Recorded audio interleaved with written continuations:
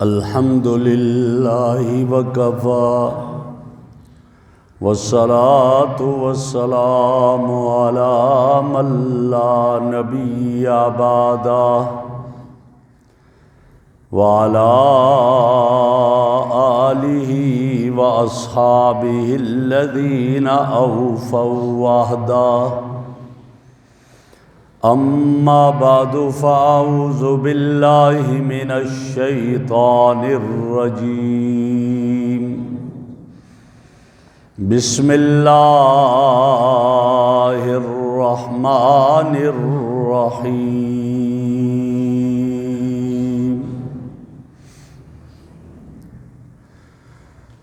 وجاہدوا فی اللہ حق جہادہ صدق اللہ مولانا العظیم اللہم صلی علی سیدنا و مولانا محمد وعلی آل سیدنا و مولانا محمد واصحاب سیدنا ومولانا محمد وبارک وسلم علیہ۔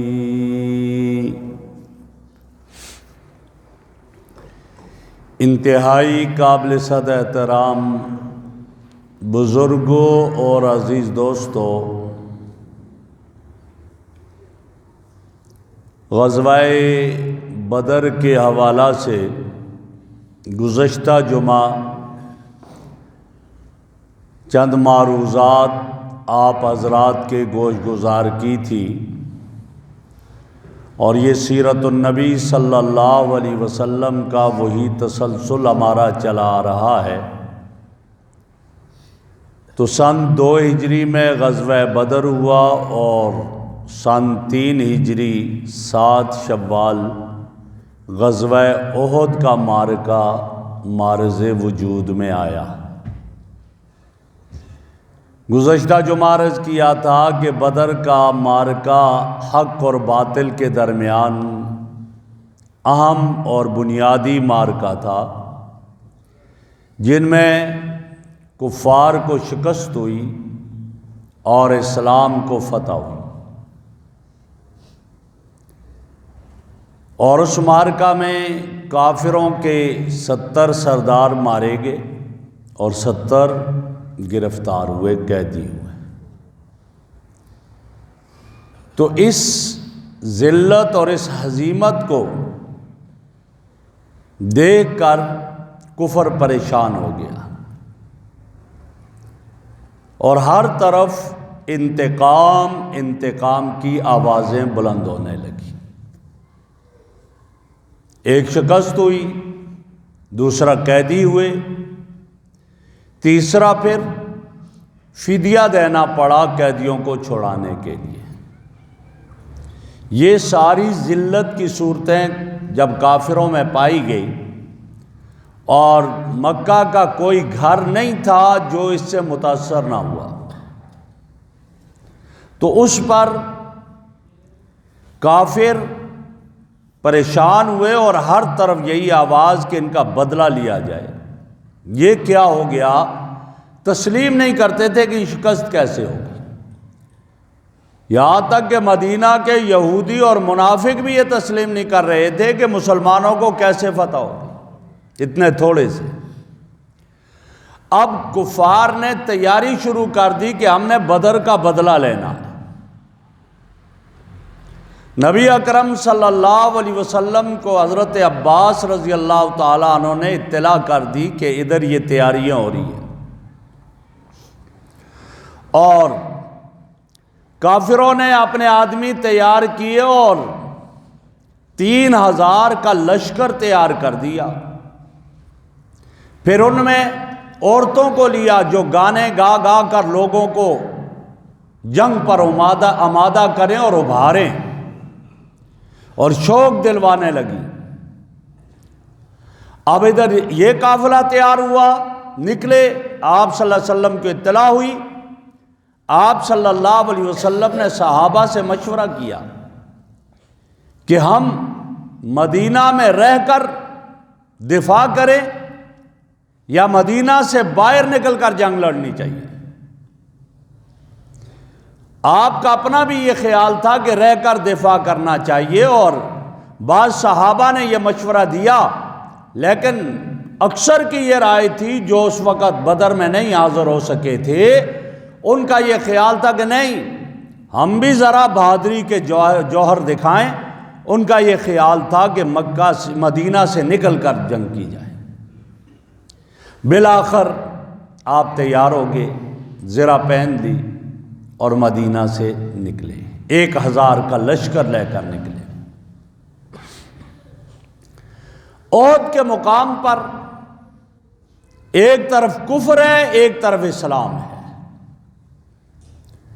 کافروں کے ساتھ بھی عورتیں، ایمان والوں کے ساتھ بھی، لیکن ایمان والوں کے ساتھ جو عورتیں ہیں وہ زخمیوں کو مرہم پٹی کے لیے، مجاہدین کو پانی پلانے کے لیے، اور کافروں کی جو عورتیں ہیں وہ انہیں جذبات دلانے کے لیے، اشعار کہتی ہیں۔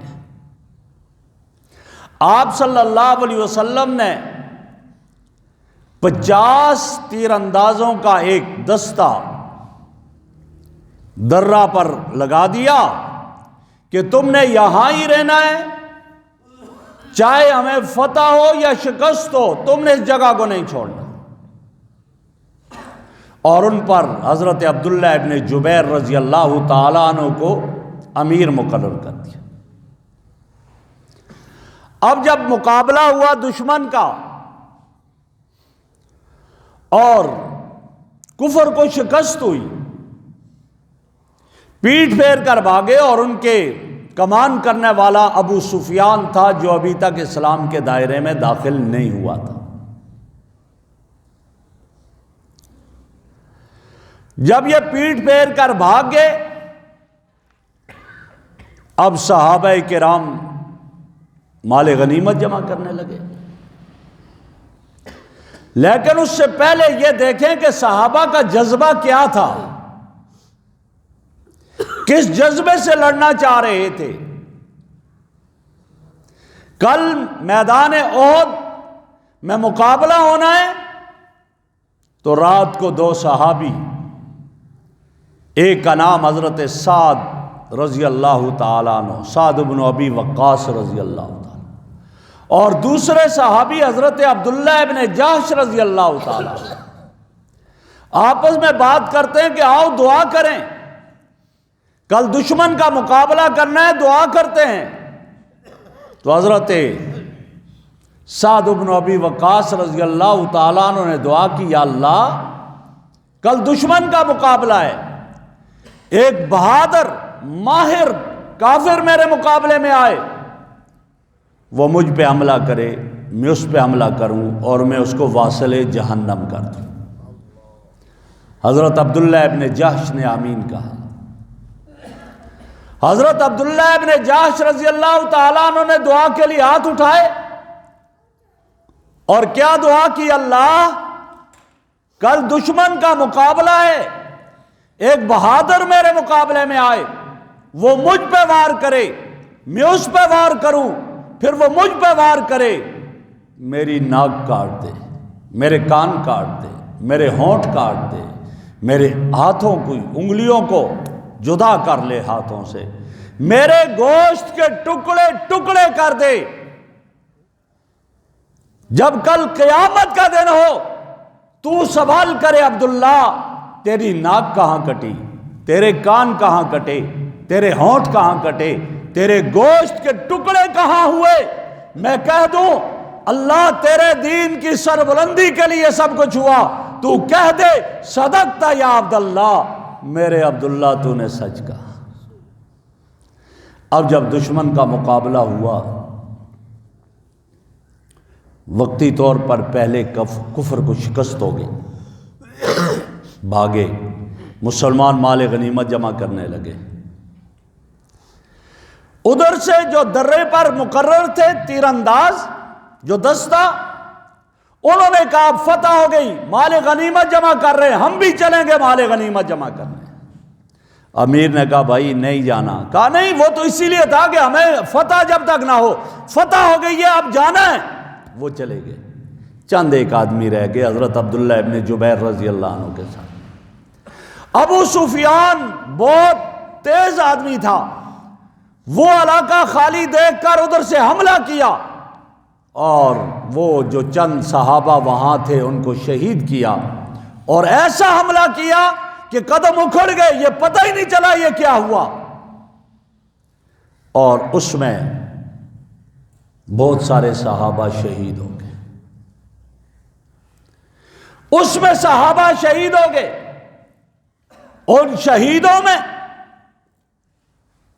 بہت سارے تھے. اور میرے آقا جب میدان میں نکال رہے تھے صحابہ کو تو اپنی تلوار دیتے ہوئے فرمایا کون اس کا حق ادا کرے گا؟ حضرت ابو دجانہ آگے بڑھے، یا رسول اللہ اس کا حق کیا ہے؟ نوجوان صحابی تھے. ایک روایت یہ کہ اس کا حق یہ ہے کہ یہ اتنی چلے کفر پر کہ کسی مسلمان کے خون سے رنگین نہ ہو، اور ایک یہ کہ اتنی کافروں پر چلے لیکن کسی عورت کے خون سے رنگین نہ ہو. کہا میں حق ادا کروں گا. تلوار لی اور میدان میں کود پڑے. اکڑ کر جا رہے ہیں. میرے آقا نے دیکھ کر فرمایا یہ چال اللہ کو پسند نہیں ہے اکڑ کر چلنا، لیکن آج میرا رب فخر کر رہا ہے فرشتوں کے سامنے، فرشتوں دیکھو آج میرا بندہ ابو دجانہ کفر کو للکارتے ہوئے جا رہا ہے اور کفر کے سامنے سر اٹھا کر چل رہا ہے. پتہ چلا کبھی سر جھکا دینا عبادت ہے اور کبھی سر نہ جھکانا عبادت ہے. کفر کے سامنے سر نہ جھکانا عبادت ہے. اب اس معرکہ میں عجیب کیفیت ہوگی. جب حملہ ہوا صحابہ کے قدم اکھڑ گئے. نبی اکرم صلی اللہ علیہ وسلم کی شکل و صورت کے اعتبار سے مشابہت حضرت مصعب ابن عمیر رضی اللہ تعالیٰ عنہ کی تھی. حضرت مصعب پر حملہ کیا. اسلام کا جھنڈا مصعب کے ہاتھ میں تھا. دایاں بازو کاٹ دیا. حضرت مصعب رضی اللہ عنہ نے جھنڈا بائیں ہاتھ میں لے لیا. پھر حملہ کیا، بایاں بازو کاٹ دیا. حضرت مصعب نے وہ جھنڈا گرنے نہیں دیا، اپنی سینے سے لگا دیا چھاتی کے ساتھ. پھر حملہ کیا، نیزے کا وار کیا، حضرت مصعب کے سینے کو پار کر گیا. اب جھنڈا گرنے لگا تھا، اپنے بھائی کو دے دیا کہ تم اس جھنڈے کو اٹھا لو، جھنڈا گرنے نہ پائے. یہ ہے جھنڈے کی عظمت. آج جو پاکستان کے جھنڈے کی بات کی جاتی ہے یہ ایک علامت ہے، نشانی ہے. وہ حق اور باطل کے درمیان وہ معرکہ تھا، لیکن اسلام کا جھنڈا گرنے نہیں دیا. البتہ چونکہ حضرت مصعب ابن عمیر رضی اللہ عنہ کی مشابہت رسول اللہ صلی اللہ علیہ وسلم سے تھی تو ایک آواز لگ گئی. شیطان نے آواز لگا دی کہ حضور صلی اللہ علیہ وسلم کو شہید کر دیا گیا. جب یہ آواز لگی شہید کر دیا تو اس وقت بعض صحابہ میدان میں نکل گئے سیدھے. حضرت انس ابن نضر رضی اللہ تعالیٰ عنہ جیسے. کہا اب زندہ رہ کر کیا کرنا ہے؟ آگے آگے بڑھو، اب شہید ہی ہونا ہے بس. آگے بڑھے. راستے میں حضرت سعد نظر آئے. کدھر؟ فرمایا احد کے میدان سے جنت کی خوشبو آ رہی ہے. آگے بڑھنے لگے. اسی معرکہ میں ایک خاتون وہ کیا کہتی ہے؟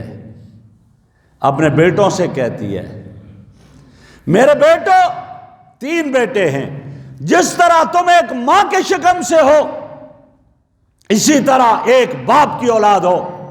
میں نے تمہارے باپ کو رسوا نہیں کیا، اس سے خیانت نہیں کی، تمہارے ماموں کو رسوا نہیں کیا. کل جب دشمن کے سامنے جاؤ تو پھر سینوں پر تیر کھانا، پیٹھ پر تیر نہ کھانا. وہ تینوں بھائی نکلے، ماں کی نصیحت کو یاد کرتے ہوئے آگے بڑھے. تیر آ رہے ہیں، پیٹھ پر نہیں سینوں پر تیر کھا رہے ہیں. اور جب حضرت خنسا کو پتا چلا تیرے تینوں بیٹے شہید ہو گئے تو کہنے کیا لگی؟ اللہ تیرا شکر ہے مجھے شہداء کی ماں بنا دیا. یہ وہ لوگ تھے، یہ میدان احد میں یہ مارکا۔ آپ صلی اللہ علیہ وسلم پر حملہ ہوا، خود کی کڑیاں آپ کے سر مبارک میں چلی گئی۔ جب آپ کے سر میں چلی گئی تو ایک صحابی نے اپنے دانتوں سے کڑی کو کھینچا، کڑی کے ساتھ دانت بھی نکل گیا، دوسری کو کھینچا، دوسرا دانت بھی نکل گیا۔ عام طور پر دانت نکلے تو آدمی کی بدصورتی نظر آتی ہے، فرمایا کہ اس صحابی کے 2 دانت نکل گئے، لیکن اس کو اتنا حسن اس میں آیا کہ تصور بھی نہیں کیا جا سکتا تھا۔ یہ حسن پیدا ہو گیا اور آپ کے جسم سے خون بہنے لگا۔ آپ نے فرمایا وہ قوم کیسے کامیاب ہوگی کہ جو اس شخص کو جو ان کی بہتری اور بھلائی کا سوچے اور ان کو خون سے تر کر لے۔ آپ پر حملہ ہوا، آپ نے فرمایا کون ہے جو میری طرف سے تحفظ کرے گا؟ صحابہ کرام آگے بڑھے اور کھڑے ہو گئے، شہید ہوتے رہے باری باری۔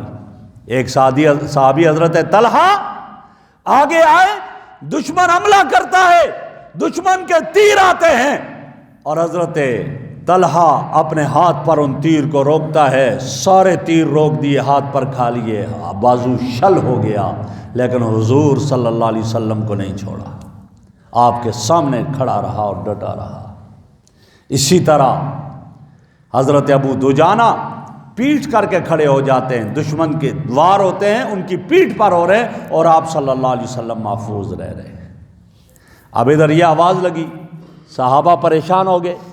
جب صحابہ پریشان ہوئے تو اس وقت پھر صحابی ایک نے دیکھا، فرمایا نہیں حضور صلی اللہ علیہ وسلم محفوظ ہیں، سلامت ہیں۔ آواز لگائی آپ صلی اللہ علیہ وسلم کو، آپ کبھی جائیں تو احد کے سینے میں دیکھیں کہ آپ صلی اللہ علیہ وسلم کو اس جگہ پر لے جا کر چھوڑا اور آپ کی صاحبزادی حضرت فاطمہ رضی اللہ تعالی عنہا وہ چٹائی کو جلا کر، کپڑے کو جلا کر اس کے راکھ آپ کے زخموں پر ڈالنے لگی تاکہ خون بند ہو جائے۔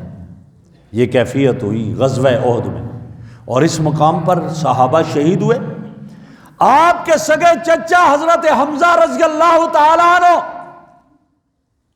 حضرت حمزہ رضی اللہ تعالیٰ عنہ، ان پر حملہ ہوا، ان کے جسم کے ٹکڑے کر دیے گئے، سینہ چاک کیا، کلیجہ نکالا، وحشی نے حملہ کیا، کلیجہ نکالا اور آنکھیں نکالی، کان کاٹ دیے، ہونٹ کاٹ دیے، جن اعضاء کو دھاگے میں پرو کر ہار بنا کر گلے میں ڈالا اور کلیجہ ہندا نے چبا دیا۔ یہ کیفیت۔ آپ نے اپنے چچا کی لاش کو دیکھا پڑے ہوئے، فرمایا اگر مجھے یہ ڈر نہ لگے میرا عمل سنت بن جائے گا، آج اپنے چچا کی لاش کو اسی طرح رہنے دیتا، درندے آ کر اس کو کھا لیتے، قیامت کے دن ان کے سینوں سے جمع ہوتا، لیکن مجھے ڈر ہے میرا عمل سنت نہ بن جائے۔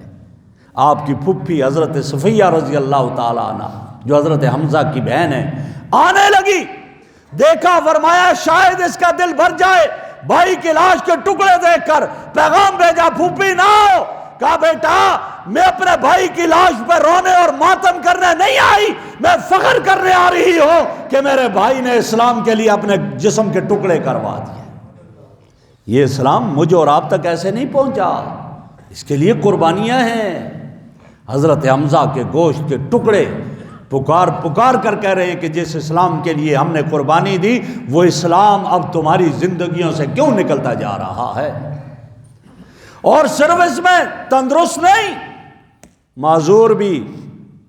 ایک صحابی اب بھی ان کی قبر احد کے سینے میں ہے، جو عمرے پر جاتے ہیں، جو مدینہ میں بھی جاتے ہیں، وہ دیکھتے ہیں وہاں کون ہے وہ صحابی حضرت عامر ابن جموح رضی اللہ تعالیٰ عنہ، لنگڑے صحابی تھے۔ جب احد کے سینے میں شہید ہو گئے، بیوی آئی، شوہر کی لاش کو اونٹ پہ سوار کیا، گھر لے جانے لگی، نہیں جا رہا اونٹ، بیٹھ جاتا ہے، باقی 3 سمتوں میں چلاتی ہے، چلتا ہے، گھر نہیں جاتا۔ آقا سے عرض کی یا رسول اللہ یہ ماجرا ہے، فرمایا یہ بتاؤ یہ گھر سے آتے ہوئے کچھ کہہ کر آیا تھا؟ کہاں جب گھر سے نکلا تھا تو اس نے کہا تھا اللہم لا تردنی الی اہلی، اللہ اب گھر واپس نہ لوٹانا۔ میرے آقا نے فرمایا رب نے اس کی دعا کو قبول کر لیا ہے، اب اس کو عہد کے سینے میں دفن کر دو، قیامت کے دن یہ عہد کے سینے سے اٹھ کر جائے گا۔ یہ وہ ہے حضرت عمرو بن جموح رضی اللہ تعالیٰ عنہ جو عہد کے سینے میں اپنے جان کو پیش کر دیتے، وہیں مدفون ہے، اور اب بھی بتا رہے کہ اسلام کے نام پہ کٹنے والا میں یہ موجود ہوں، میں تندرست نہیں تھا، معذور تھا، پاؤں سے لگڑا تھا، لیکن پھر بھی میں نے اسلام کے لیے قربانی دی ہے۔ یہ وہ لوگ ہیں، یہ کون؟ کوئی چیز ان لوگوں کو رکاوٹ نہیں بنتی تھی اللہ کے دین کی سربلندی کے لیے۔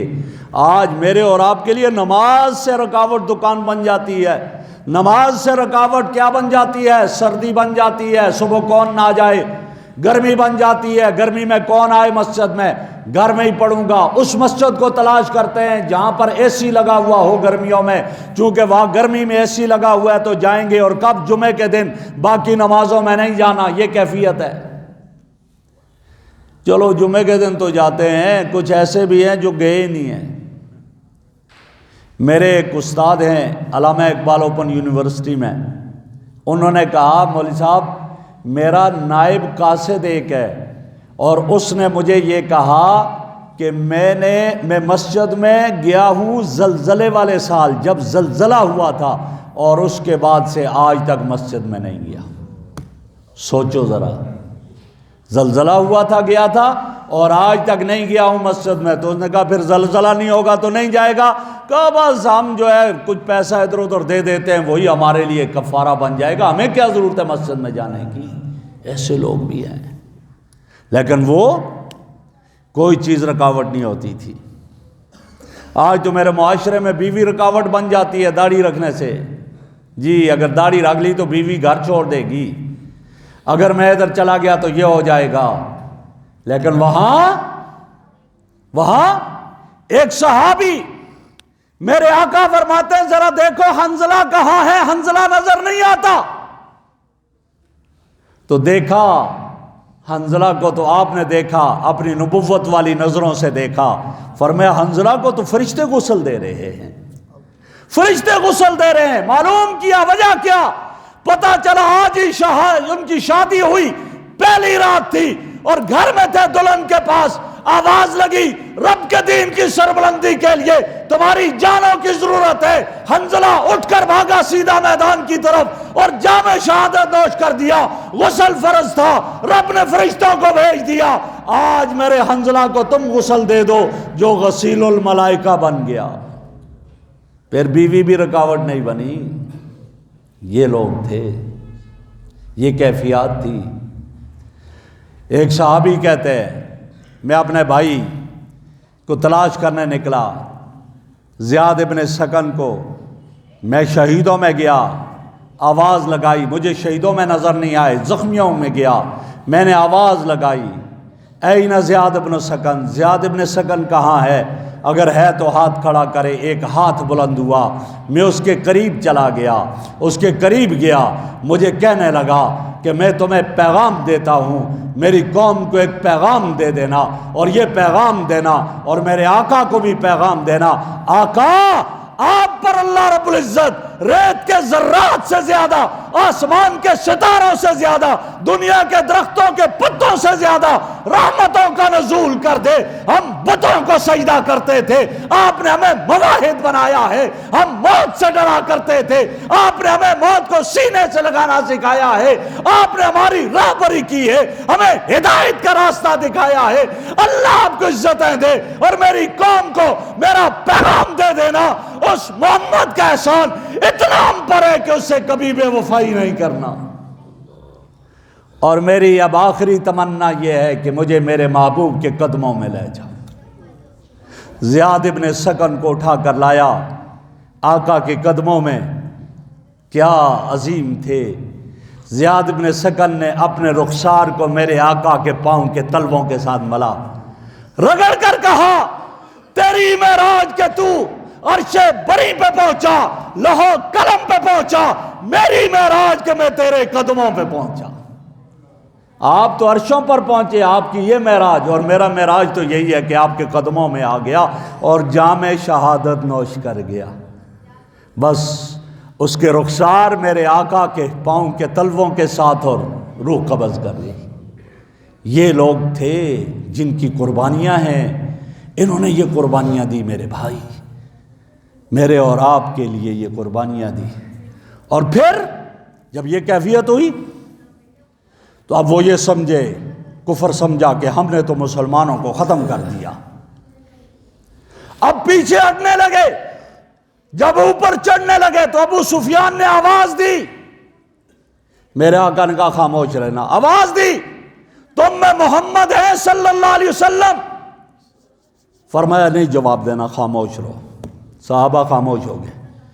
پھر دوسرا سوال ہوا، کیا تم میں ابو بکر ہیں؟ آپ نے فرمایا چپ ہو جاؤ، نہیں جواب دینا۔ تیسرا سوال ہوا، کیا تم میں عمر ہیں؟ جب تیسرا سوال ہوا فرمایا نہیں جواب دینا، خاموش رہو۔ اب وہ یہ سمجھا ابو سفیان کہ محمد عربی صلی اللہ علیہ وسلم بھی شہید ہو گئے، ابو بکر بھی شہید ہو گئے، عمر بھی شہید ہو گئے۔ ان کے بھی اس سوال سے پتہ چلتا ہے کہ میرے آقا کے بعد نمبر ابو بکر کا تھا، ابو بکر کے بعد نمبر عمر کا تھا۔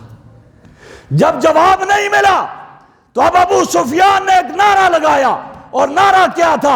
اولو حبل، اولو حبل۔ حبل بت کا نام تھا، گویا اس نے کہہ دیا بت زندہ باد، حبل زندہ باد، حبل بلند و بالا رہے۔ جب یہ کہا تو میرے آقا نے کہا اب جواب دے دو، اب کفر کا اس نے اعلان کیا ہے، اب جواب دو۔ فرمایا تم کہتے ہو اولو حبل، نہیں، اللہ اعلیٰ و اکبر، اللہ ہی بلند و بالا ہے، کوئی اللہ کے مقابلے میں بلند نہیں ہو سکتا ہے۔ اور کہا کہ اب جواب دو، ہم میں محمد بھی ہے، ابو بکر بھی ہے، عمر بھی ہے، اور اللہ اعلیٰ اور عرفہ ہے۔ یہ کہا ابو سفیان نے آواز دی اور کہا، اس نے کہا لنا عزا ولا عزا لکم، ہمارے پاس عزا ہے، تمہارے پاس عزا نہیں۔ فرمایا جواب دو، اللہ مولانا ولا مولا لکم، ہمارا مولا تو اللہ ہے، تمہارا اللہ نہیں ہے، تمہارا مولا نہیں ہے اللہ۔ یہ جواب دیا، اور جب جواب دیا تو وہ سمجھے اچھا یہ تو اب سب ہیں ابھی تک۔ اب فیصلہ کیا کر دیا اس نے کہ واپس جانا ہے۔ کہنے لگا ٹھیک ہے ہم جا رہے ہیں، آئندہ سال پھر بدر میں ہمارا اور تمہارا ٹاکرا ہوگا، مقابلہ ہوگا بدر میں۔ وہ چلا گیا۔ پھر خیال آیا یہ تو مجھ سے غلطی ہو گئی، آج تو ان کا نام و نشان مٹانا چاہیے تھا۔ میرے آقا نے صحابہ کو جمع کر دیا، فرمایا بتاؤ تمہارا کیا خیال ہے؟ انہی کا پیچھا کرنے ہم نے جانا ہے ان کے پیچھے، اور جائیں گے بھی کون؟ نئے آدمی نہیں، وہی جائیں گے جو کل لڑ رہے تھے، مقابلے میں تھے، اور جو زخمی ہوئے ہیں زخموں کی حالت میں جائیں گے۔ کون کون تیار ہے؟ ایک صحابی نے بھی نہیں کہا کہ میں نہیں جاتا ہوں، ایک صحابی نے بھی عذر پیش نہیں کیا۔ سارے زخموں سے چور صحابہ اور تیار ہو گئے، اور وہاں سے نکلے، حمراء الاسد کے پاس پہنچے، اس مقام پر پہنچے، 3 دن تک وہاں ٹھہرے رہے۔ اس کا کفر پر اور رعب چھا گیا، اور ایسا رعب چھایا کہ کفر ہمیشہ ہمیشہ کے لیے اپنی موت مر گیا، اور پھر وہاں سے واپس آئے، اور بالآخر فتح اسلام کو ہوئی، اسلام کو فتح ہوئی۔ وہ درمیان میں جو صحابہ شہید ہو گئے، 70 صحابہ شہید ہوئے۔ کیوں ہوئے شہید؟ اللہ کی طرف سے شہادت لکھی تھی، یہ مرتبہ ملا، لیکن اس میں ایک بات یہ لکھی کہ آپ صلی اللہ علیہ وسلم نے فرمایا تھا تم نے اس درے کو نہیں چھوڑنا، چاہے ہمیں فتح ملے، ہمیں شکست ملے، ہمارے گوشت درندے آ کر نوچ لیں ان کے ٹکڑے ٹکڑے، پھر بھی نہیں چھوڑنا۔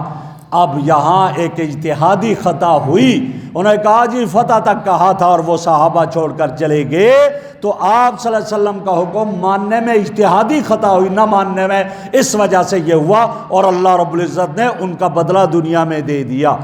ہمارا یہ عقیدہ ہے نبی معصوم ہے، نبی سے کبھی گناہ نہیں ہوتا، نہ گناہ صغیرہ نہ گناہ کبیرہ، لیکن صحابی معصوم نہیں ہے، صحابی سے گناہ ہوتا ہے، البتہ صحابی محفوظ ہے، محفوظ ہونے کا کیا معنی؟ کہ جب گناہ ہوا اللہ توبہ کی توفیق دیتا ہے، دنیا میں اللہ معاف کر دیتا ہے، دنیا میں معاف کر دیتا ہے۔ لہٰذا کبھی صحابہ پر تنقید نہ کرو، صحابی تنقید سے پاک ہے، صحابی پر کبھی تنقید نہ ہو، وہ صحابی ہے، اہل بیت ہے، وہ تنقید سے پاک ہے۔ کیوں؟ اس لیے کہ کوئی صحابی اپنی محنت سے صحابی نہیں بنتا ہے، عبادت ریاضت سے صحابی نہیں بنتا۔ مولانا نور الحسن شاہ بخاری رحمہ اللہ لکھتے ہیں کہ میرے اور آپ کے اعمال کے بارے میں قیامت کے دن پوچھا جائے گا، میرے اور آپ کے اعمال تلیں گے، صحابہ کے اعمال کو نہیں دیکھا جائے گا، صحابہ کے نبی سے یارانے کو دیکھا جائے گا، صحابہ کی نبی سے صحبت کو دیکھا جائے گا کہ یہ نبی کا ساتھی ہے، یہ نبی کا صحابی ہے۔ اس کے عمل کو نہیں دیکھا جائے گا، اس کی صحبت کو دیکھا جائے گا۔ جب صحابی کی صحبت کو دیکھا جائے گا، نبی سے کیا صحبت ہے، نبی نے کس کو یار بنایا ہے، پھر اس پر تنقید کرنا، انگلی اٹھانا، اپنے ایمان کو خراب کرنا ہے، اپنے ایمان کو خراب کرنا ہے۔ ہر صحابی جنتی ہے، نبی کا ہر صحابی جنتی ہے، یہاں تک کہ وہ وحشی جس نے میرے نبی کے سگے چچا کے گوشت کے ٹکڑے ٹکڑے کیے، کلیجہ نکالا، سینہ چیر کر کے، ناک کاٹی، کان کاٹے، ہونٹ کاٹے، لیکن جب کلمہ پڑھ لیا تو وہ بھی جنتی بن گیا۔ کیوں؟ الاسلام یہدم ما کان قبلہ۔ میرے آقا نے فرمایا وحشی میرے سامنے نہ بیٹھا کر، میری پیٹھ کے پیچھے بیٹھا کر، تو نظر آتا ہے تو مجھے میرا چچا یاد آ جاتا ہے، لیکن یہ ہے کہ تو بھی اب جنت کا وارث ہو گیا، تو بھی اب رضی اللہ عنہ کا مصداق ہو گیا۔ تو میں عرض کر رہا ہوں صحابہ پر کبھی تنقید نہ کرو، اور صحابہ میں سب سے مظلوم صحابی امیر معاویہ ہے، اس پر لوگ تنقید کرتے ہیں۔ امیر معاویہ کاتب وحی ہے، کاتب وحی ہے۔ ایک عجیب علماء نے بات لکھی ہے، میں آپ کی توجہ چاہتے ہوئے یہ بات عرض کر کے بات ختم کرتا ہوں۔ کیا عجیب بات لکھی، فرمایا غزوہ بدر میں امیر معاویہ کی عمر 22 سال تھی، غزوہ احد میں باپ سپہ سالار ہے، غزوہ احد میں کافروں کی طرف سے سپہ سالار ہے، اور امیر معاویہ کی عمر 23 سال ہے، غزوہ خندق میں امیر معاویہ، لیکن کسی ایک جنگ میں بھی مسلمانوں کے مقابلے میں کبھی امیر معاویہ نہیں آیا، کسی ایک جنگ میں بھی نہیں آیا۔ کیوں؟ رب کائنات نے یہ فیصلہ کر دیا تھا امیر معاویہ کے ہاتھ اس تلوار کے لیے نہیں ہے کہ امیر معاویہ کے ہاتھ مسلمانوں کے خلاف تلوار کو چلائے، نہیں، امیر معاویہ کے ہاتھ تو قرآن لکھنے کے لیے ہیں، قرآن لکھنے کے لیے ہیں۔ جو کاتب وحی ہے، جس نے قرآن مجید کو لکھا، میرے نبی پہ اترتا تھا، میرے نبی نے چند صحابہ رکھے تھے، تم لکھا کرو، ان میں امیر معاویہ بھی تھا، وہ کہ جو قرآن لکھا کرتا تھا، کاتب وحی تھا، بیعیدی سفارہ کرام برارہ، قرآن نے جس کو کہہ دیا کرام کہہ دیا، برارہ کہہ دیا، سفارہ ہاتھوں کو کہہ دیا۔ پھر میں اور آپ کون ہوتے ہیں ان پر تنقید کرنے والے؟ یہ تاریخ کو کبھی نہ دیکھا کرو، صحابہ تاریخی شخصیات نہیں ہیں، صحابہ قرآنی شخصیات ہیں۔ صحابی کو دیکھنا ہے قرآن اور حدیث کی روشنی میں دیکھا کرو، تاریخ میں نہ دیکھا کرو، اس لیے کہ تاریخ تو ہر کچے پکے مواد کا نام ہے، اور تاریخ صحابہ کے سامنے کیا بیچتی ہے۔ صحابہ کو پرکھنا ہو، دیکھنا ہو، قرآن میں دیکھو، اور قرآن کیا کہتا ہے؟ رضی اللہ عنہم ورضوا عنہ، اللہ سب سے راضی اور وہ اللہ سے راضی۔ جب اللہ سارے صحابہ سے راضی، سارے صحابہ اللہ سے راضی، اللہ سارے اہل بیت سے راضی، سارے اہل بیت اللہ سے راضی، پھر کون ہے کہ جو ان پر تنقید کر کے اپنے ایمان کو خطرے میں ڈالے؟ تو میں عرض کر رہا تھا یہ وہ ہیں جنہوں نے احد کے سینے میں قربانیاں دی، اور یہ دین آج تک مجھ اور آپ تک جو پہنچا ہے ان کی قربانیوں کے صدقے میں پہنچا۔ یہ ہمارے محسن ہیں، ان کی زندگیوں کو پڑھا کرو اور اس پر عمل کی کوشش کیا کرو۔ جو عرض کیا، اللہ رب العزت مجھے اور آپ کو عمل کی توفیق عطا فرمائے۔ وآخر دعوانا ان الحمد للہ رب العالمین۔